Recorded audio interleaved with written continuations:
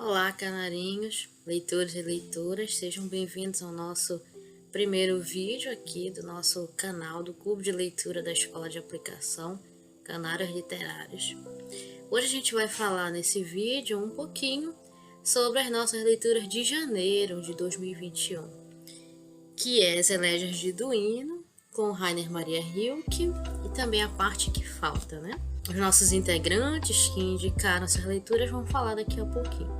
Eu vou iniciar falando um pouquinho sobre a história do clube e daqui a pouco falar um pouquinho também sobre o Rainer Maria Rilke, né? O autor que a Amanda daqui a pouco vai falar. Então, o nosso clube surgiu na Escola de Aplicação em 2019 como uma iniciativa de alunos e professores, no caso, eu, professora Aline Brasiliense de Filosofia, a professora Vargas Vitória de Sociologia, e juntos com os alunos estamos aí coordenando esse clube, desde do período citado, né, de 2019. Agora em 2021 a gente continua com as ações viabilizado através do projeto PIBEX, projeto Quem Quer Ler, aprovado por edital na Federal, na nossa Universidade Federal do Pará, e a gente agradece, né, o sempre apoio da universidade às nossas ações. Eu vou falar um pouquinho então dessa obra do Rainer Maria Rilke, que é As Elégias de Duino. Daqui a pouco a Amanda vai falar para vocês sobre essa leitura, das suas impressões, uma análise dirigida sobre a obra. Eu vou falar um pouquinho sobre a história a história de vida, o percurso literário desse poeta alemão que é o Rainer Maria Rilke. Uma curiosidade inicial sobre ele começa pelo seu nome, né? Rainer Maria, então é um nome composto, feminino. A mãe dele perdeu, ainda jovem, a sua primogênita, René, e logo em seguida nasceu o Rilke, então ela deu esse nome, né, René, para o Rilke. O Rilke tem esse nome então feminino e também ele foi criado como uma menina pela mãe. Essa é uma curiosidade interessante que marcou bastante a vida dele, sobretudo nas relações que ele teve em suas amizades, muitas amizades femininas, como a Louis Andre Salomé, que é uma personagem muito citada, inclusive pelo Nietzsche.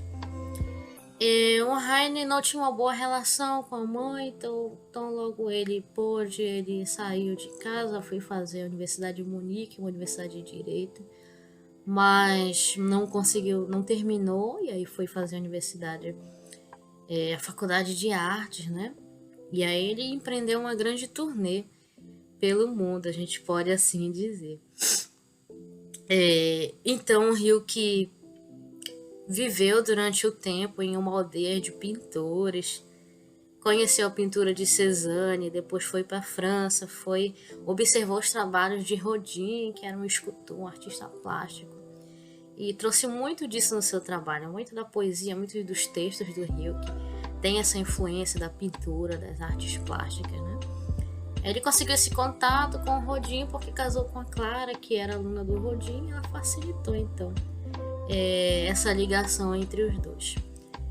Durante sua carreira literária também o Heine, né, Ernst Heine, foi um outro escritor que marcou muito a trajetória do Rilke. E se vocês puderem ler A Viagem ao Reich, né, que é um livro de poemas, uma narrativa belíssima, vocês vão ver que lá tem muito de... É uma narrativa muito musical, tem todo um ritmo, uma musicalidade que o Rilke traz para as obras dele, né? Então ele foi influenciado pelo Heine. E além disso, acho que vale destacar também, ele fez uma viagem à Rússia, onde conheceu Tolstói, que influenciou muito ele. Na época da viagem do Rilke, a gente sabe ainda hoje, né? A raiz do povo russo é uma raiz, uma historicidade muito voltada para a fé, para a religião, algo muito ligado à terra, às suas origens, aos mitos, e isso Rilke trouxe então muito para a obra dele também, né? Essa influência de Tolstói e de sua viagem à Rússia. Isso culminou na obra, o livro 10 Horas, né? Publicado nesse período de 1900, 1906, E outra trajetória marcante, a gente pode dizer, foi a sua ida à Primeira Guerra Mundial, né? O Rio foi convocado, foi obrigado, digamos, não é bem uma convocação, foi obrigado a servir durante a Primeira Guerra Mundial. Foi um período que não foi legal para ele, um período que marcou a vida dele de forma negativa, a gente pode assim dizer. Nesse período também, ele acaba desenvolvendo a leucemia, que é uma doença que exaure muito dele. Ele vem a falecer em 1926. Ele nasce em 1875, né? E morre em 1926. Então, morre bastante jovem, né? Por conta dessa doença que, infelizmente, acabou aí ganhando, né? Eu vou falar um pouquinho então das Elégias do Duino, que é essa obra que a Amândia daqui a pouco vai falar, né? As Elégias do Duino foi composta durante o período de 1912. É a época em que uma princesa muito admirada dos trabalhos do Rio, que convida ele para passar uma temporada no seu castelo, o Castelo de Duino. Ficava numa região afastada do Atlântico, na região de Adriano, afastada do mundo, né? Praticamente nas montanhas. Hoje em dia esse castelo não existe mais, foi destruído, né? Com a devastação do período da Primeira Guerra. Mas foi um cenário que serviu de inspiração aí para as composições das Elégias. É uma obra que traz muito de musicalidade, que coloca os temas da humanidade, da religião, da existência humana, e vocês vão conseguir perceber isso, toda a profundidade desse tema, com a discussão aí que a Amândia vai trazer.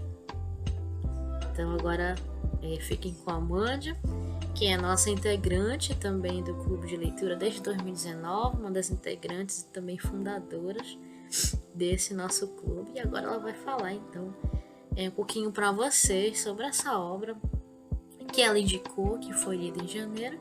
E em seguida também a gente tem o Caleb, que entrou esse ano no clube, que também indicou a obra, a parte que falta. Então depois da Amândia ele também vai trazer um comentário sobre essa obra maravilhosa. Olá, canarinhos. É um prazer enorme poder estar aqui com vocês. Falar sobre a minha experiência com o livro Elégias de Duino. Então, eu separei alguns trechos, algumas partes de certas elégias, onde a gente vai falar um pouco sobre a visão do autor, sobre determinados temas, o que ele queria tratar, e o que a gente pode perceber baseado nos seus escritos, tá bom? Então, eu vou começar aqui por esse trecho. Quando resistis ao sobressalto dos primeiros olhares, ansiosa espera à janela, ou quando ultrapassais o primeiro passeio, juntos, no jardim, amantes, sois vós ainda, quando um no outro pousais os vossos lábios como taças, como selvagem então, estranhamente, ou embriagado. Tem essa outra frase também. Quem nos desviou assim, para que tivéssemos o ar de despedida em tudo o que fazemos, como aquele que partindo se detém na última colina, para contemplar o vale na distância, e ainda uma vez se volta, hesitante, e aguarda. Assim vivemos nós, numa incessante despedida. Bom, o Rio, que devido inclusive à sua educação sobre o profano e o divino, sobre as questões das paixões carnais e a sua vocação divina, o chamado que ele tinha, e etc. Ele também vai falar muito sobre a questão da efemeridade da vida, que eu defini, digamos assim, eu dei o conceito de efemeridade como o presente que se torna instante antes de tomar consciência de si mesmo. E é exatamente isso que ele fala, de que antes que a gente aproveite um momento por completo, ele até pode ficar ali guardado na memória, mas antes que ele tome consciência de si, ele já se foi, ele já passou. Ou seja, há essa incapacidade do ser humano de não conseguir eternizar aquele momento por completo, de não conseguir absorver ele por completo, porque em algum momento ele rapidamente se vai. Então, ele também vai comparar isso à vivência de dois amantes. E ele muitos dos seus temas vão se repetindo ao longo das elégias, Tem certos aspectos que vão amadurecendo à medida que a gente vai vendo. Isso é bastante visível. Então aqui ele vai comparar essa questão da efemeridade com os amantes, os passeios, os beijos. Será que ainda há aquele amor presente? Será que eles ainda são duas pessoas que se amam? Porque tudo aquilo já passou. Tudo aquilo já foi, não se encontra mais ali naquele momento. Ele também vai falar da questão da diferença entre o amor maduro e o amor juvenil. A gente também tem esse outro trecho. Nós, porém, quando pensamos totalmente uno, logo sentimos o lastro do outro. A hostilidade aguarda muito perto. Olhai, é que se pano sobre o cenário de um adeus. Fácil de compreender, o jardim habitual a oscilar ligeiramente. Só então aparece o bailarino. Ele não, basta. E enquanto se move com desenvoltura, muda de aspecto. Torna-se burguês e entra na casa pela porta da cozinha. Não quero essas máscaras ocas, prefiro um boneco de corpo cheio.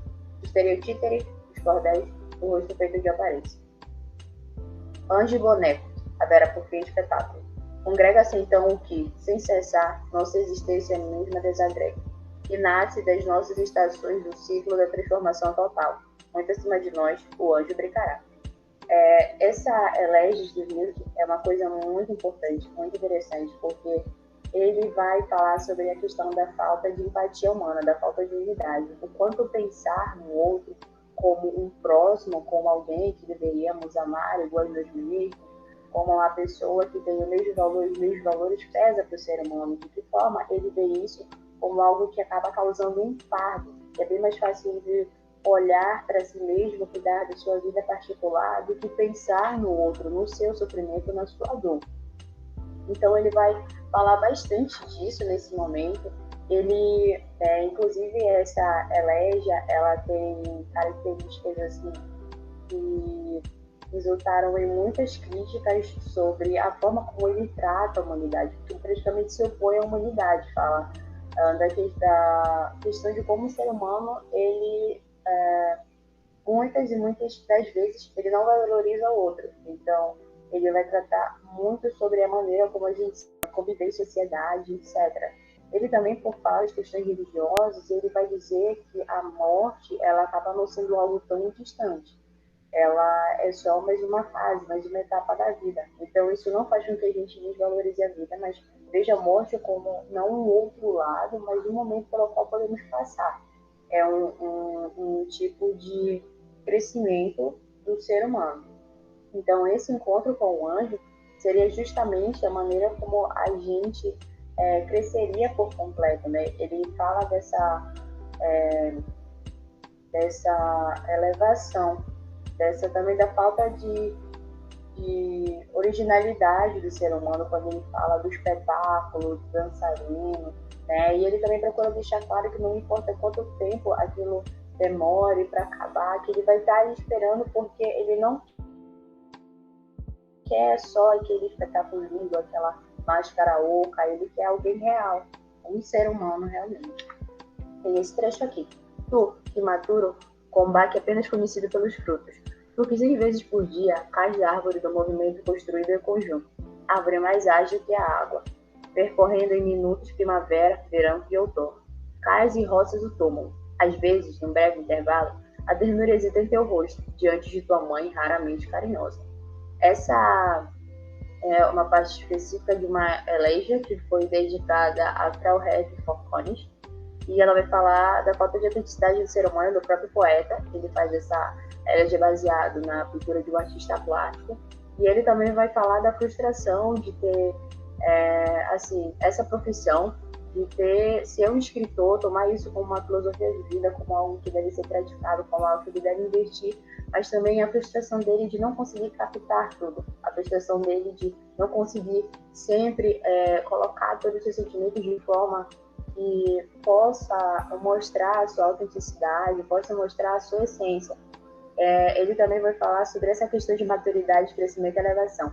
É como se essas três palavras fossem uma só, como se amadurecer, crescer e se elevar fossem etapas da vida humana. Então ele continua tratando a morte como algo que não é distante. No momento, ele se vê distante de Deus, mas é porque, apesar da incapacidade de resolver os seus problemas, ele já não vê o ser humano como só um ser que depende de Deus, mas como um ser que em algum momento vai entrar em contato com a morte, em contato com o divino. Então, isso acaba sendo algo que ele começa a levar em consideração e até mesmo ver a morte como um novo nascimento, como o momento de renascer, o ser humano voltar aquela questão de voltar ao pó, ou seja, voltar de onde ele veio. Ele faz, falando sobre também a questão da ascendência da alma do corpo humano. Ao mesmo tempo em que a gente é imperfeito, a gente sempre procura definições perfeitas, a gente sempre procura algo que seja, que mostre, sabe, a beleza, a realidade daquilo, a singeleza de tal coisa, mas apesar da nossa busca, nada que, por mais esplêndido que seja, consegue chegar à perfeição daquilo que é divino, daquilo que é considerado santo e etc. Ele fala muito sobre isso também.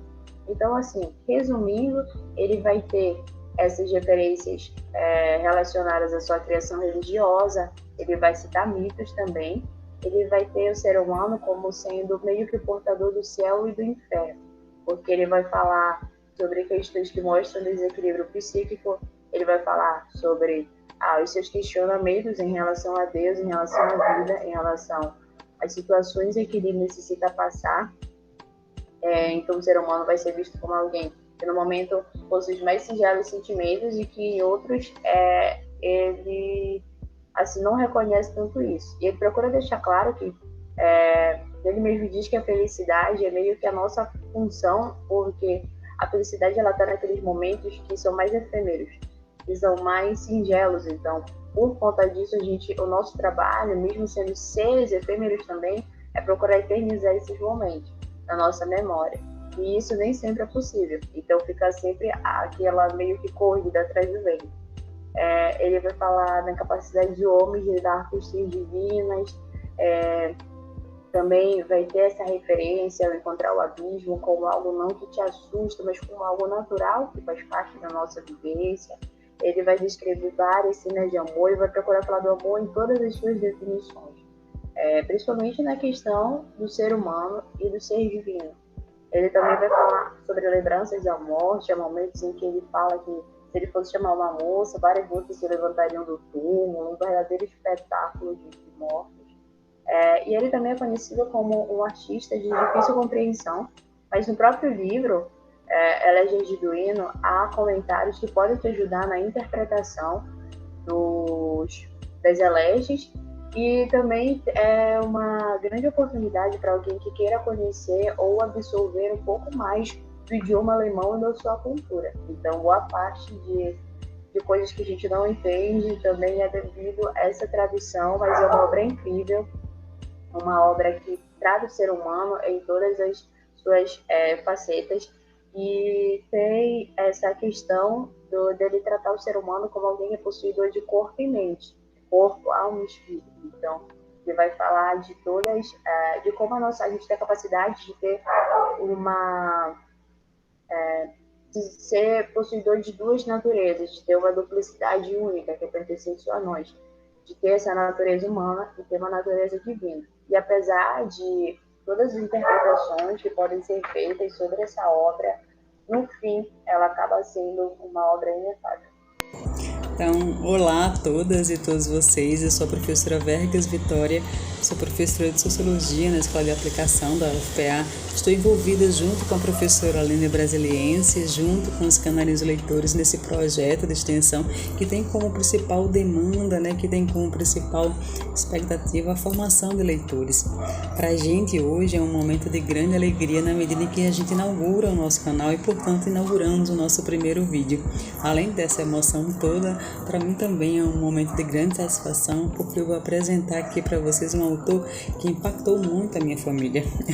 Impactou a mim, meu esposo e a minha filha Penélope, de 4 anos. Eu estou falando do Charles Silverstein. Na obra está indicada pelo Caleb no nosso clube, A Parte que Falta. tá? Então o Shell, ele na verdade é Sheldon, né? O nome completo dele é o Sheldon, tá? É Alan Silverstein. Ele é um norte-americano, nasceu em Chicago em setembro de 1932, veio a falecer em 1999 vítima de um ataque cardíaco. Ele é considerado um poeta, compositor, cartunista, músico e autor de livros infantis.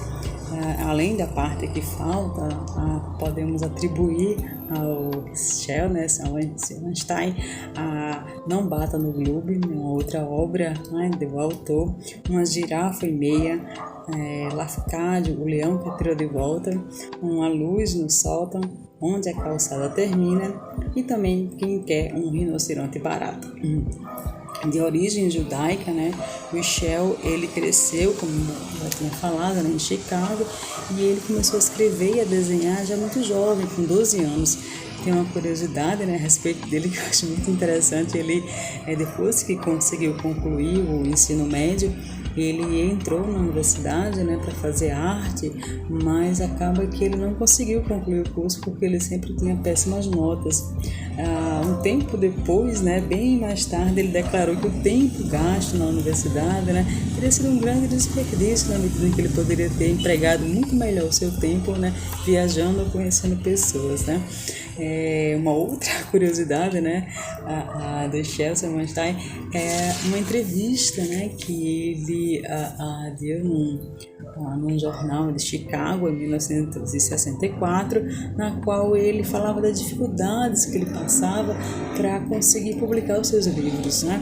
Em 64, por exemplo, quando ele apresentava suas obras, alguém sempre falava, as palavras dele, né? Todos adoraram meus livros, né? Todos adoravam meus livros, todos ficavam tocados, liam, choravam, né? E diziam que era lindo, mas na hora de publicar diziam, mas é muito curto. Ou outros que acharam que eram muito tristes, né? Seus livros são muito tristes. Daí a isso ele respondia, né? Porque a vida, né? Você sabe, tem finais muito tristes, né?